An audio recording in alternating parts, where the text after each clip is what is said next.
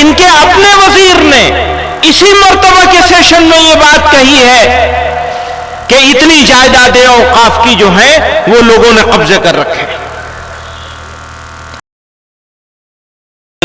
ونستغفره ونؤمن به ونتوكل عليه ونعوذ بالله من شرور أنفسنا ومن سيئات أعمالنا من يهده الله فلا مضل له ومن يضلل فلا هادي له ونشهد أن لا إله إلا الله وحده لا شريك له ونشهد أن سيدنا ومولانا محمدا عبده ورسوله صلى الله تعالى عليه وعلى آله وصحبه وبارك وسلم.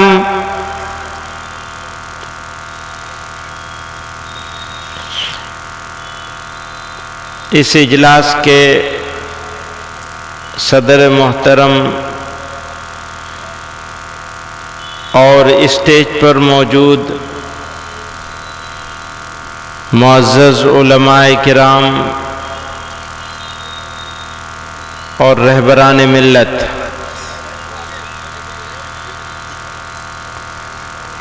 کشن گنج کے ساتھ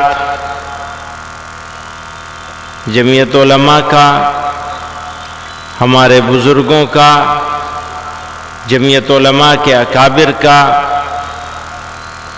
اور میرے خاندان کا بہت خصوصی رشتہ ہے.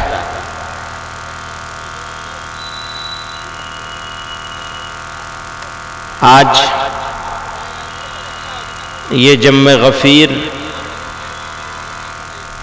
یہاں جمع ہوا ہے اس بات کے لیے کہ جو مشکلات ہیں ان پر غور کیا جائے اور کچھ ایسے فیصلے کیے جائیں جن کو ہم اپنی زندگی میں،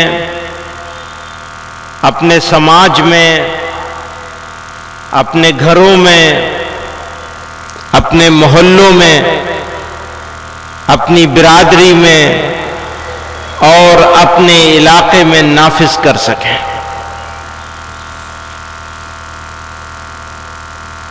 سوال تعداد کا نہیں ہے، سوال کمیت کا نہیں ہے، سوال کیفیت کا ہے. اگر کیفیت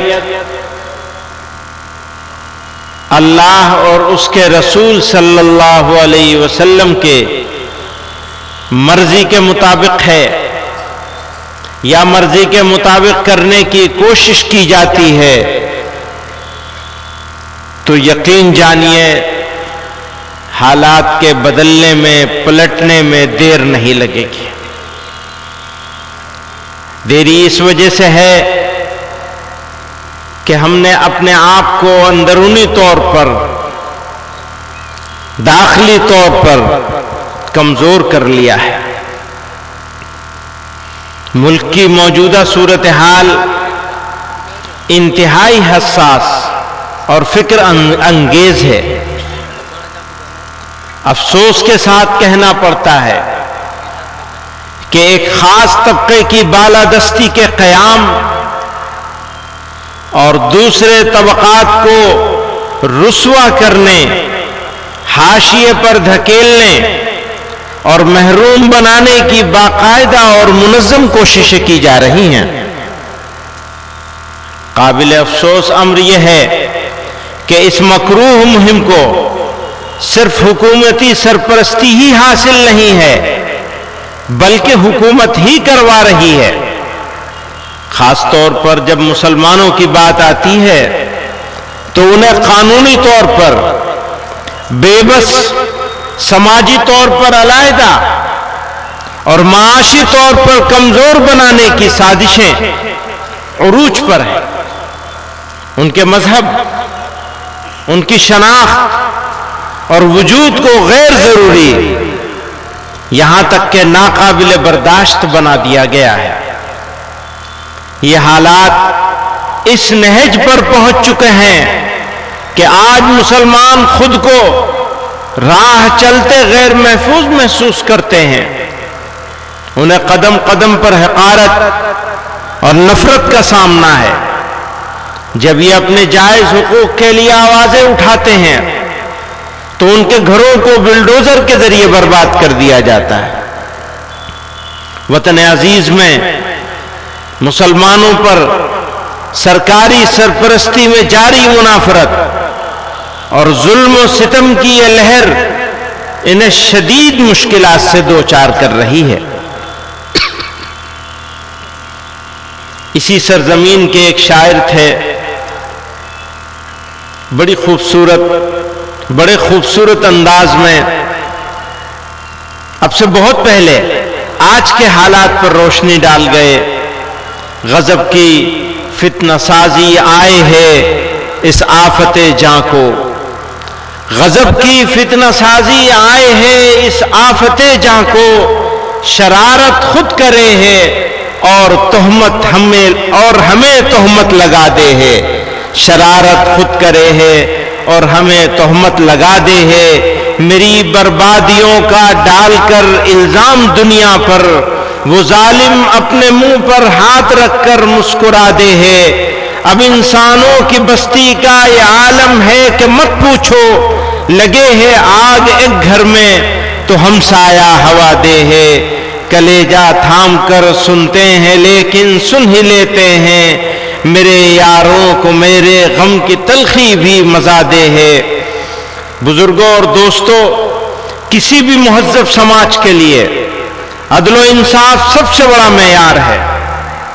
عدل و انصاف کے بغیر بڑی سے بڑی ریاست، بڑے سے بڑا ملک باقی نہیں رہ سکتا. ملک میں امن و امان کا قیام اور جرائم سے پاک معاشرے کی تشکیل انصاف کے بغیر ممکن نہیں. لیکن افسوس کے ساتھ کہنا پڑ رہا ہے کہ گزشتہ کچھ عرصے سے بالخصوص بابری مسجد، طلاق ثلاثہ جیسے بہت سے مسائل پر فیصلوں کے بعد یہ تاثر عام ہو رہا ہے کہ عدالتیں ریاستوں کے دباؤ میں کام کر رہی ہیں. اقلیتوں کے آئینی حقوق اور دستور کے بعد بنیادی اصولوں کی تشریح کی ایسی مثالیں سامنے آئی ہیں جنہوں نے عدالتوں کے کردار پر سوالیہ نشان لگا دیا ہے.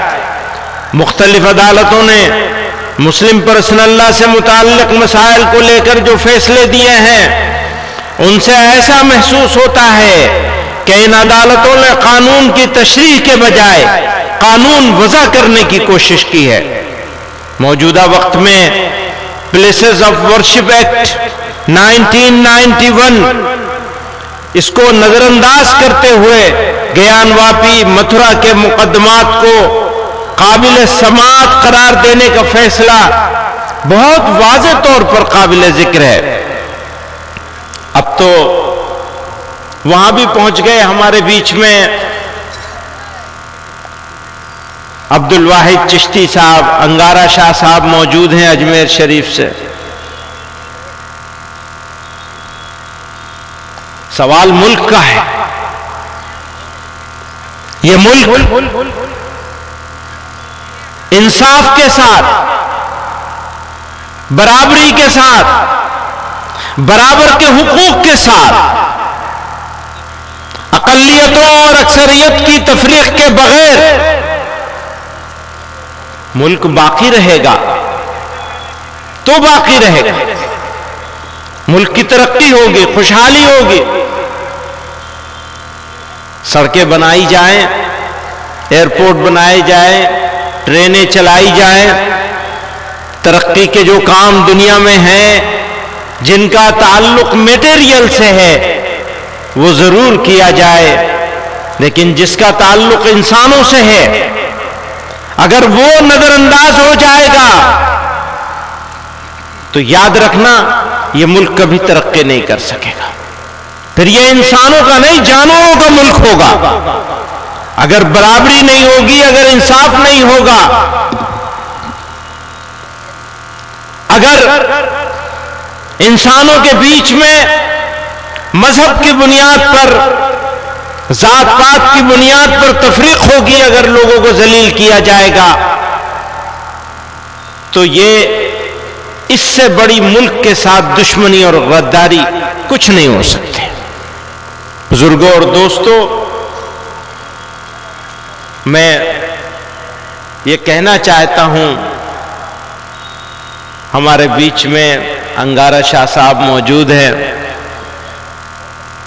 تو یاد رکھنا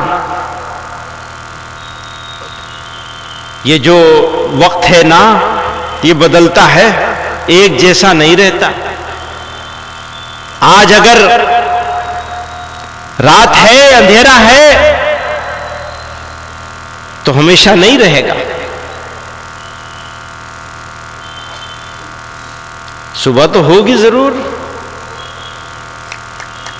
صبح تو ضرور ہوگی، ہمارا یقین ہے. اس لیے گھبرانے کی، مایوس ہونے کی قطعاً ضرورت نہیں ہے. میں اوقاف کے اوپر یہ کہنا چاہتا ہوں، وقف ایک دینی معاملہ ہے. مسلمان آخرت کے ثواب کی غرض سے اپنی جائیداد وقف کرتے ہیں.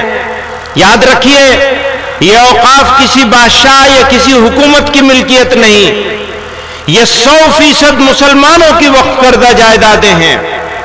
ہمارے ملک میں وقف جائیدادوں کی کثرت اس بات پر دلالت کرتی ہے کہ دین اسلام نے انسانوں کی خیر خواہی اور فلاح و بہبود پر کس قدر زور دیا ہے. مسلمانوں نے کس فراخ دلی کے ساتھ اللہ کی رضا اور صدقہ جاریہ کے لیے اپنی جائیدادیں وقف کی ہیں. یہ وقف ہمارے بزرگوں کی وراثت ہے. آج اسے ہم اس طرح ضائع ہوتے نہیں دیکھ سکتے. ہم دہائیوں سے اس کے خرد برد ہونے، اس پر ناجائز قبضہ اور تسلط ہونے کی شکایت کرتے رہے ہیں. جمعیت علماء ہند نے حکومتوں سے بارہا مطالبہ کیا ہے کہ وقف جائیدادوں کا انتظام و انصرام SGPC کے طرز پہ کیا جائے، لیکن حکومتوں نے کوئی توجہ نہیں دی اور وقف کی بدحالی کا تماشا دیکھتے رہے. بزرگوں اور دوستوں، اس پر مزید ظلم یہ ہوا کہ موجودہ حکومت اس طرح کی ترمیم کرنا چاہتی ہے کہ ناجائز قبضہ کرنے والوں کا قبضہ آسان ہو جائے اور جنہوں نے قبضے ناجائز کر رکھے ہیں ان کا تسلط مکمل ہو جائے. بزرگوں اور دوستوں، یہ جو پروپیگنڈا کیا جا رہا ہے نا کہ جہاں پہ انگلی رکھ دیں گے وہ ہو جائے گی، یہ جھوٹا پروپیگنڈا ہے.